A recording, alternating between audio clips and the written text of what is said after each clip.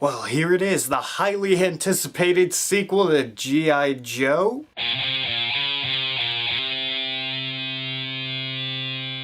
G.I. Joe Retaliation is a movie that follows The Rock, and he plays Roadblock, who is one of the guys in Channing Tatum's squad, and they're going throughout these missions, routine stuff. Then one day they are attacked, and their entire force is wiped out except for 3 people.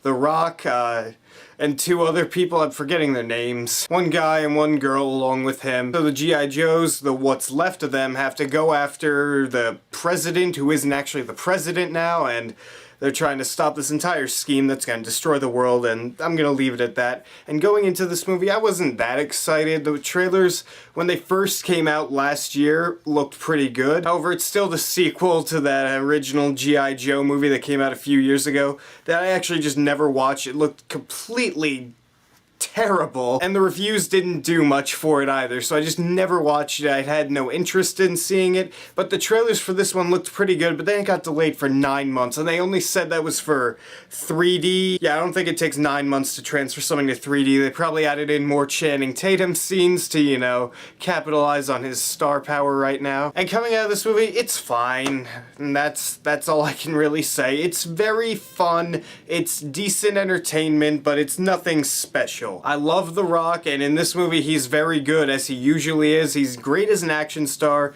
and in this movie he really holds down the movie well. The 2 people that survived with him, the girl, I forget her name, I feel like I should know it, she was good in the movie, but the guy that survived is bland and generic. There's nothing I can remember about his character that was special. And you have a couple of guys that I recognize. There's Bruce Willis in there, who you saw in the trailers. He's decent in the movie. He's not great or anything like that, but he doesn't bring the movie down. Ray Stevenson's in there too. He's fantastic. He's great in this movie, and he has a really weird accent, but it worked in the movie. And Walton Goggins, who was not advertised at all, I had no idea he was in this movie. He's only in it for a few scenes, but I know him from Justified, and he was in Django last year and Predators a few years back. He is fantastic in the movie as well. Like, his scenes of the movie were some of the best scenes of the entire movie, just because of how entertaining he is. And moving on to the action in this movie, I thought it was kind of fun. Like, at times it was really well done, and at times it was really choppy and just changing the angle every 2 seconds. It was really jarring and annoying. I will say though, there's a fight about,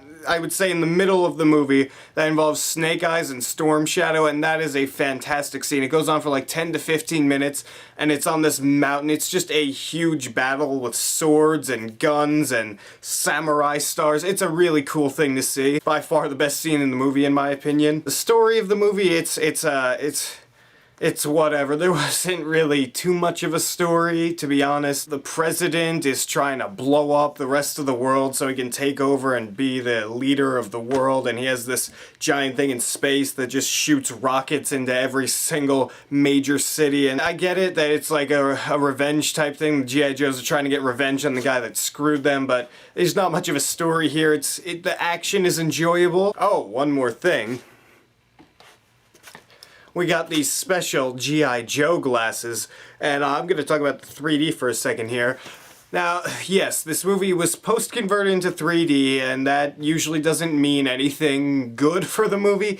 And in this movie, the 3D, it worked in a few scenes, mostly the action scenes, but for the rest of it, I just felt like it was so unnecessary. It just seemed like it didn't matter at all. It's an afterthought for the movie, and I don't understand why they needed to convert it, other than earning a few extra dollars. Just a little side thing, when they were playing trailers before the movie actually started, in 3D we saw the World War Z trailer. That movie looks like it does not need 3D at all. It's so, I don't even understand why that movie's in 3D. Once again, it's for the money, I do get it, but there's just no reason for that movie to be in 3D, and I'm done with these. Overall, G.I. Joe Retaliation, it's an enjoyable movie, and I guess that if you really want to go see it this weekend, you can or should. It's a fun action movie, it's nothing more than that. I'm gonna give it a C+. It's enjoyable, but it has a lot of problems. The story doesn't really... There's not a story. Not all the action is filmed as well as it should have been, but you know what, I had some fun with the movie, and they leave it open for a sequel. I guess I'd like to see one, just to see where they go with it. So what'd you guys think of G.I. Joe Retaliation? Did you enjoy it? Did you not enjoy it? Should I go back and watch the original G.I. Joe? Because I really don't think I want to. Rate me up in the comments down there and tell me what you think. And if you like this video, hit that subscribe button down there, because if you don't, I'll destroy your content.